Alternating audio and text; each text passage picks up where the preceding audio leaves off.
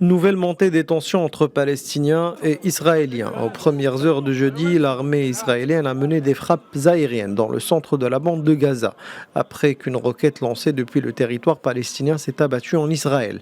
Aucune victime pour le moment n'a été signalée selon les témoins sur place. Mercredi soir, une roquette, la seconde cette semaine, a été tirée depuis la bande de Gaza pour s'abattre dans un champ de la localité israélienne de Sderot au sud, sans faire de blessés. Dans la foulée, 7 Palestiniens habitants de Jérusalem-Est accusés d'avoir participé mercredi à des incidents violents sur l'esplanade ont été arrêtés selon la police israélienne.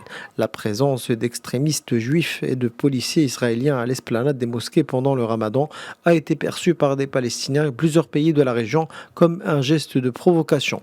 En parallèle, la police israélienne a empêché mercredi soir des centaines de manifestants nationalistes juifs de s'approcher du quartier musulman de la vieille ville de Jérusalem afin d'éviter des accrochages pouvant mener à une escalade entre Israël et la résistance palestinienne.